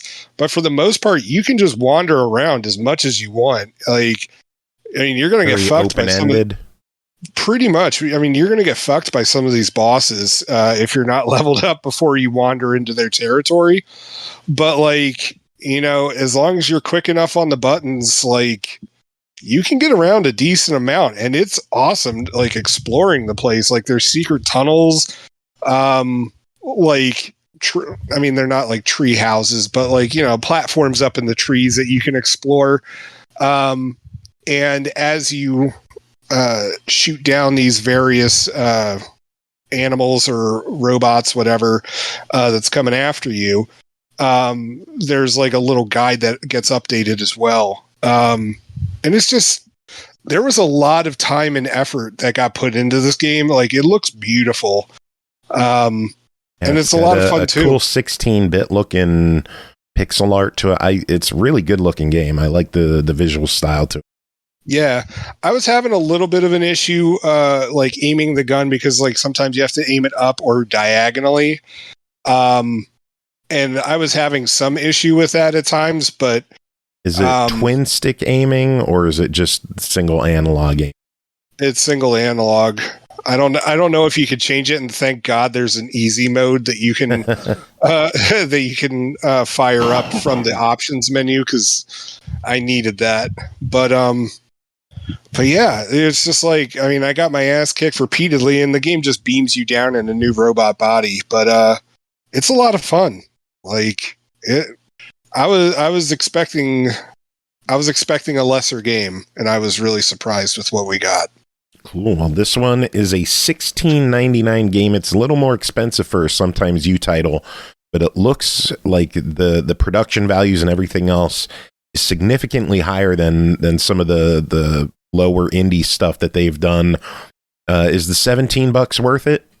I would think so. I mean, I enjoyed it, and if you're a fan of Metroidvanias or cyberpunk stuff, like, this is going to be up in your wheelhouse. Like, it's a worthy addition to that genre. Nice. And remember the drill with sometimes you titles. If you buy it on Xbox One, then you'll get a discount on the Series X and S and Microsoft Store versions. Buy it on PS4, you'll get a discount on PS5 version. Is this something people should pick up multiple stacks or just one and done? There's a lot of content to this game. So unless you are super locked in that you have to get all 2,000 points, I would just stick with one version. Sounds good. All right, next up is BZZZT, developed by KO.DLL, published by Cinemax Games, released September 19th on Switch for $14.99. Become a tiny ZX8000 robot, travel through beautiful pixel art levels, and save the world one platform challenge at a time. Jacob, what is BZZZT? BZZZT is it's really, I mean, it's an action platformer, but there's a definite, like, you know, they also want that speed running population that to play this as well. And so what it is that you are this robot, very similar to Mega Man, except you can't really shoot. And you just have to get from point A to point B, because the scientists who created you, their place is under attack. And so they had set up all these tests that you were supposed to complete once you gain sentience and all that kind of stuff. And just so they could figure out what your abilities are. Well, guess what? We're being invaded now. You have to figure out all your abilities and turn off all of these traps to get from point A to point B. And honestly, it's pretty wild. Like, it holds your hand, thankfully. And it's really not that important to go as quick as you can. Like, the game does allow you to, like, think things through. Which I really did like. And on top of it, it didn't get, like, so often we get indie games with this kind of setup. And it's just like cookie cutter level after another. They've really took their time to come up with the puzzles and multiple ways that's, like, sometimes you could solve levels. And I just thought it was pretty cool. Like, my oldest son was getting into it, and he remarked that it looked like Mega Man kind of stuff, because I raised him well. But, like, it's accessible for kids too. Like, he liked the challenge. I was enjoying the challenge. And some of the boss battles. This is what, level based? Yeah, like, there's multiple. Like, it's just you start level, from move on. Yeah. Right. Yeah, you start from one transporter, you have to make it to the next one. And then you start up on a new level. But there are, like, these boss battles in there, and you have to, like, it's a lot of dodging, or sometimes like you get to step on like platforms and like they'll blast lasers and stuff like that. And I'm not gonna lie, it's pretty creative, like how you have to defeat some of these guys. I really enjoyed it. I really hope that this comes to Xbox. I'm looking at some of the screenshots for the game. I noticed there's a timer, so obviously there's the speedrun element. What are the bolts that you got to pick up? Are those required for every level, or are they just... They're just there, and you just, like, it's just, like, kind of like you picked up all 30 coins kind of thing, except this one, it's bolts. Right. I didn't know if there was a deeper purpose to those, or just collect and go. Now that you mention it, I'm not quite sure, because I did a lot of just collect and go, and I was just going level after level after level after level after level. Like, it's an addicting game, and I'm not gonna, if there is some sort of upgrade version like thing to it, you don't, like, it's not important, like in terms of accessibility on this game.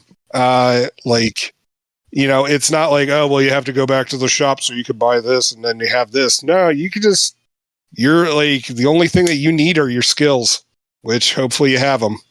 You don't. Hey, I made it pretty far in the game, so I made it farther than my kid. That's fair. Well, BZZZT is $14.99. I'm better at a video game than a 10-year-old. So there. My cat's trying to pee on things. Get out of here. Get on it. All right. BZZZT is $14.99. What are your thoughts on BZZZT? Yeah, it's a lot of fun. I'd recommend it. I mean, at $15. Yeah, it's well worth what you're getting. You're not saying the game title enough. If you're expecting like Mega Man, like shoot 'em up action, BZZZT is not going to have it. There you go. But if you're looking for, like, you know, some fun platforming action while you also have to solve puzzles, then BZZZT is definitely something that you should spend $15 on. BZZZT. Yar. Berserk. That just sounded like a drunk Southern guy. Berserk. That sounds profane in some way. I don't know what it is. Anyway, moving on. Next game, Mika and the Witch's Mountain, developed by Chibig and Nukefist, published by Chibig, released August 21st on Steam Early Access for $19.99. Mika and the Witch's Mountain is a fantasy adventure about an aspiring witch who delivers packages to the townspeople of a small island. Explore every cranny and soar through the sky with your magic broom. Aki, what is Mika and the Witch's Mountain? Okay, in this, you play as a young witch, Mika. She is an apprentice who is just now starting her first day of school. Is she a dark Mika, and is she on fire? Sadly, no. You can get a dark outfit for her, so she does become Dark Mika, so that's nice. She never gets set on fire, which probably a good thing, probably. Yeah. So she's going to school for the first day. She meets with this super witch that everyone respects, the principal and teacher of this school, it appears, and in her infinite wisdom, she decides to shove you off the top of this mountain because she's cool and stuff, I guess. So you get flung down, your broom breaks, because of course it does, and you find yourself near a village. Well, you need your broom fixed, and it kind of costs that thing called money, something that you, a child, don't really have any notion of. So you have to go and find work because there are no child labor laws here. And you very quickly find yourself working at a delivery service. And yes, this is Kiki's delivery service. You all are correct if you watch Ghibli films. And you start using your barely fixed up broom to start flying to make some money so you can get a better and better broom so you can eventually, hopefully, get back up to your teacher because you need to become an amazing witch. And that hag who threw you off is apparently who you've decided is a good teacher. So yeah, basically, you live through 4 days of this girl's life, all consecutive days, and each day you have to complete packages. You have to send them to different people, and for that you pick it up. Because of how this island is, some of the packages you're told, oh, don't hit it against anything. So if you drop from high heights or you toss it off of something like a stupid person, it will take damage. Some of them are timed ones, so you have to get there within a certain time period. Others, it's like, you can't get this package wet. But you, as long as you're fulfilling all of those, you get a green sticker for that. And that says you did a great job and you make money with that one. If you screw it up a little bit, you get a face, which is yellow, and you don't get paid for that one. And the other one is you really, really, really fucked that up in every possible way. And you get a frowny face that is red, and you get fired.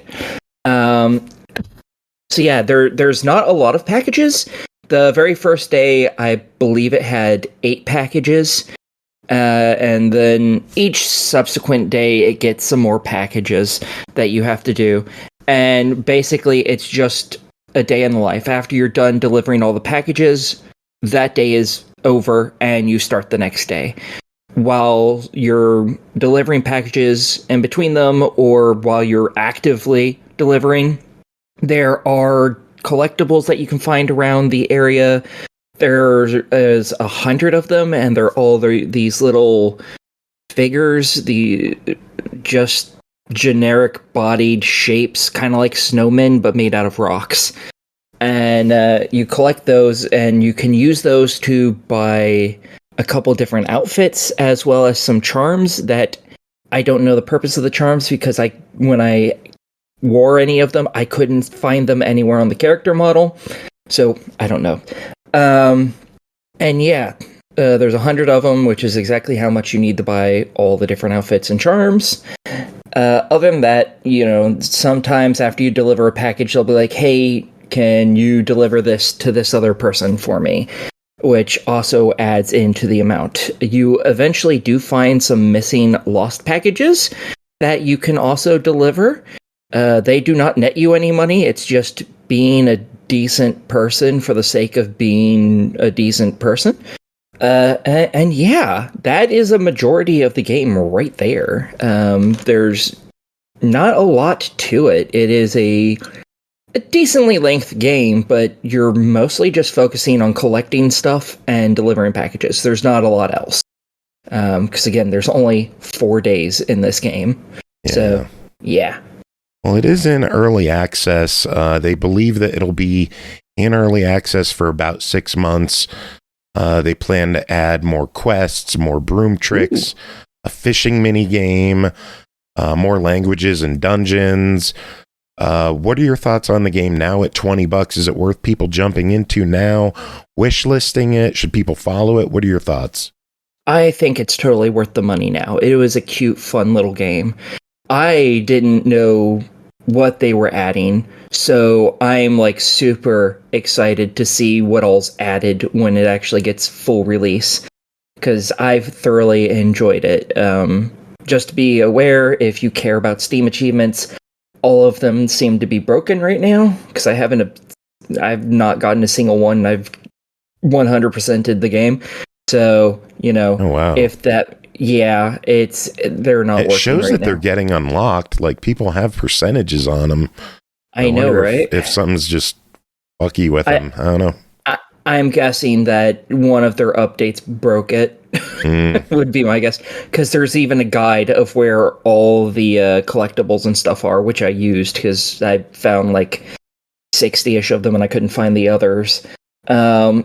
So, yeah, all the achievements, they know exactly how to pop them. They'll give you the locations of all of them. I think right now they're just broken due to an update. It'll get 15 fixed. hours ago, Chibig said, "Hi, everyone. We fixed it this morning and currently waiting for Steam to approve it. The progression achievements will appear retroactively. You should repeat the actions that trigger the other ones. Okay, so I'm going to be restarting the game. All right, that's fine. So That's there fine you go. with me. They fixed it. So Awesome. Sadly, most of the things that you have to do in the game that aren't going to be retroactive, I can't redo some of those because I'm sure the collectibles are going to be one of them, and I have all of them. Well, that might be progression related, so that might just pop. Hopefully. We'll see. We'll see. If not, I'll replay the whole game when it gets a full release. It's fine. I thoroughly enjoyed it, and I'm willing to play through the whole thing all over again. It's fun. Nice. All right, moving on. Next game is Andromeda Survivors, developed by DevDumb and Aleo Games, published by AFIL Games, released September 19th on Xbox One, Series X and S, PS4, PS5, as well as on the Windows Store for $4.99. That's $4.99 on Xbox, $4.99 on Windows. Prepare yourself for an epic journey in Andromeda Survivors, a casual game with roguelite elements that will challenge your skills and strategy. In a universe threatened by thousands of enemies, you are the last defender of Andromeda. Command your ship and destroy endless waves of adversaries while collecting skills and powerful upgrades to create the most incredible and invincible builds. Jacob, what is Andromeda Survivors? I'm going to guess it's a Survivors game. Oh my god, no way. How... Jeez, you're like psychic, dude. I try. So what is it? Tell us about it. So Andromeda Survivors takes the Vampire Survivors formula and puts it in space. And I'm not gonna lie, I really thought that this was gonna be like a crap game that didn't they're just making a quick buck, blah blah blah blah. And I should have learned this from AFIL's other Survivor game, the previous one that I had to do. And as it turns out, there's actually quite a bit of depth in this game. And so you start off with this spaceship that has no powers whatsoever, and you're just running around this little space area. And you're just shooting your laser cannons at enemy ships, collecting experience and stuff. Well, it also tosses in, all this is happening around an asteroid belt. And so asteroids are moving in and out of the game arena constantly. And so not only do you have to watch where you're going and dodging the enemy ships, but you also need to be dodging the asteroids, some of which have power-ups for you. Not necessarily power-ups, but sometimes they drop extra XP or they drop health for you, much like the lampposts or similar things in Vampire Survivors. But what's really cool with this is that it takes a really arcadey approach, and you can move to the opposite side of the screen. And so, if you're getting your ass hammered on the left, you just exit left, and then boom, you're on the right side of the screen, which you can then do a sneak attack against the alien fighters that you're going up against. And likewise, you can go up and down on the screen. And so you could just pop on one side of the screen, do a bunch of shots, hop out, unload on the other side of the screen, hop out. You could just keep doing this.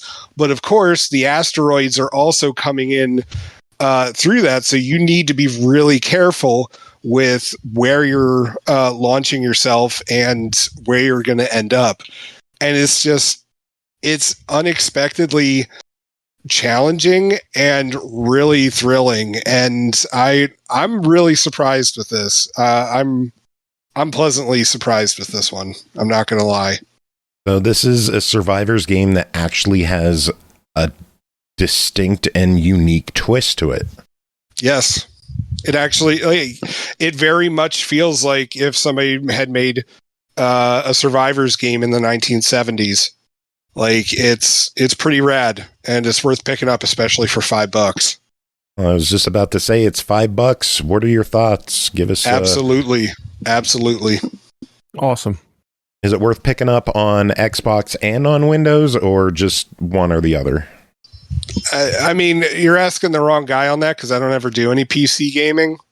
So, well, for achievement stacks, I don't know if you care. I mean, if you're going to do achievement stacks, then yeah, I would do it. I mean, the devs have already updated it, so it's already up to 2,000 points because there was a title. There was a title update, and while I still have yet to survive beyond the 10-minute mark, like most of them are pretty doable. So, and I'm having a lot of fun with it. This one's a keeper. Nice. All right, we got one final game to talk about tonight, and is it worth the After Dark? No. All right. I'm not gonna lie. I totally forgot that I had this game to review, and so I was about to mute my mic so Aki could talk. No, I'm doing good. It's you. I'm doing good. It's you.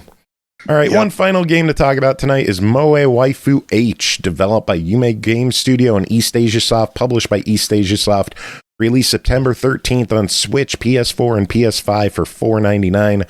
Moe Waifu H Genius is a simple and addictive action puzzler where your goal is to memorize sequences as icons are activated on screen, then replay the sequence in matching order. Execute sequences correctly and you'll earn the hearts of your beautiful companions. Can you unlock all of their cute outfits and win them over? I'll just say right away, this is a T-rated game, so it's not. Yeah, that's why I was saying like it doesn't need to have the After Dark. I just got to check because when it says waifu, you know, gotta. Well, yeah, no. I get you, and I'm not gonna lie, like because this is on Switch, and I don't think Aki, you don't have a Switch, do you? Nope. No, yeah, and so I was like, haha, I get one of these, and I'm like, oh, okay. T-rated. Oh. Yeah, I know. I didn't know that before I accepted this. And so what it is that you're presented with these different women, one at a time, and you have to complete 3 rounds of sequence memorization. And at first it's simple because it's just like up, down, left, right. And you only have to memorize at most 4 of the sequence, and most of it is like up, right, down, left. Yay, good job. And all of a sudden the game will just throw this like, all right, here's like 8 different things, and none of it makes sense, like crown, sword, potion, like hourglass, it's just nothing that is easy to stick in your mind. And each of the 3, like you unlock you unlock pictures that you can look at, and the first one is always the girl in her outfit, and then it's the girl in a smaller outfit. Like I really couldn't determine what the big difference was between pictures 2 and 3.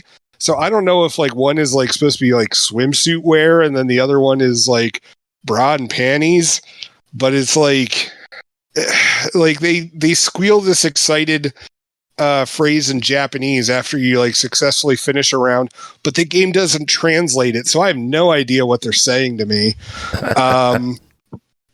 And like, again, once I realized that I was not going to be getting to see any boobs in this game, like the want to continue was not nearly as high. And so I kept going through the different levels, and the game does get progressively harder, and the game does warn you that the final boss, plays slightly differently because you have to reverse things with her, and yeah, it's there. Like you're doing a bunch of like pattern memorization so you can look at like PG-13. Yeah, like the Tamer stuff from the Sports Illustrated swimsuit issue. So oh, it's a $4.99 game. What are your thoughts on it? I mean, I know that there's folks who are into this kind of stuff. Like, good for them. I'm not going to knock it. but there are much better games that you could spend $4.99 on if you're not a fan of this genre. Yeah, you could. Or, this one did not impress me. And it just felt like it was like a really quick port. I was surprised that they didn't give you an option. They didn't tell you what the girls are saying. I don't know. There was a lot that could have been done better. Oh, well. Anyway, that's it. We're done. We made it. I'm not gonna lie.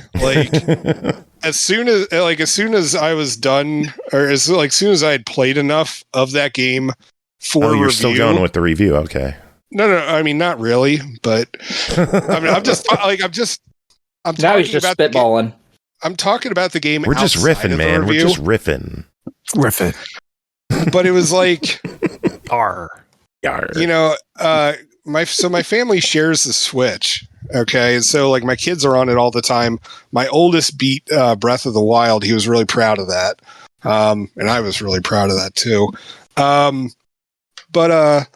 So the kids are on it way more than me, and after I was done with it and I deleted it off my hard drive, I was like, this wasn't even worth oh crap, my kids might see this on the Nintendo Switch. It's just I don't know. It's like discovering a porn mag and you find out that it's actually just the fall fashion catalog for JCPenney. Okay, I guess you could get all hot and bothered over this game, but man, just a letdown.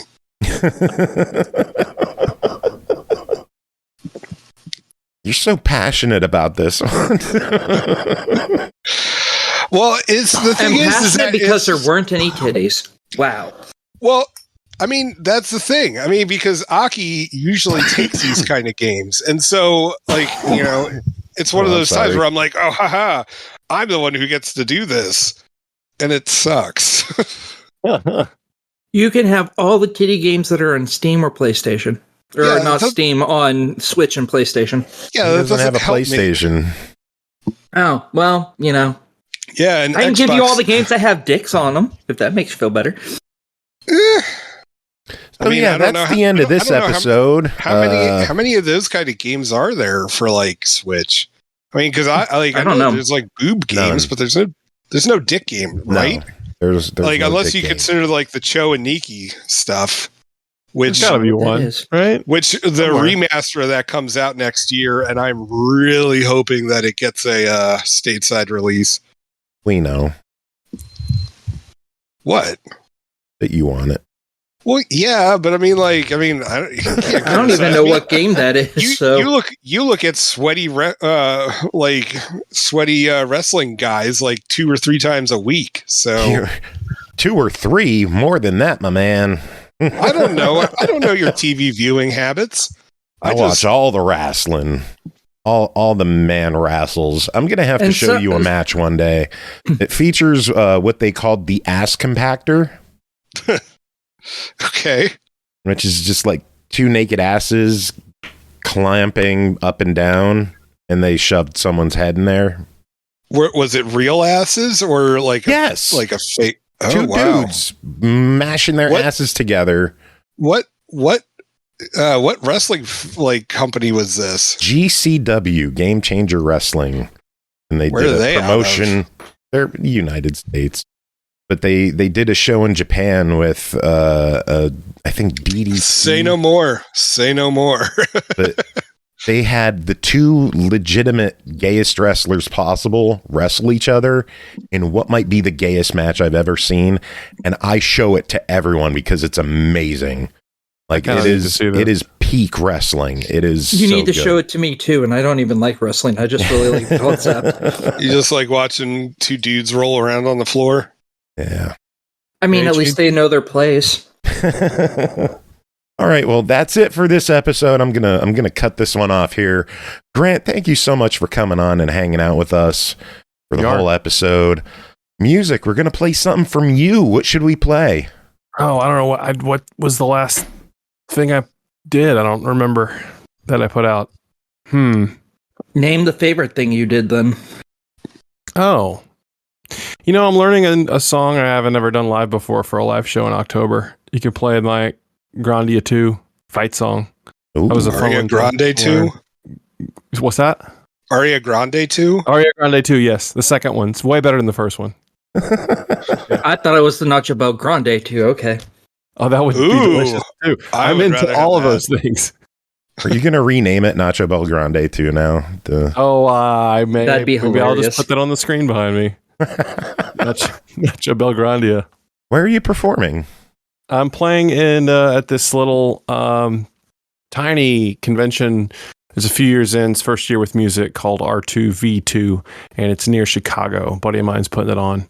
Oh, And he wanted to do some music stuff, and so I've been playing my first Stemage show, solo Stemage show, and since before the pandemic actually, Damn. and then a couple other acts playing too. So it should be fun. So I'm knocking the dust off.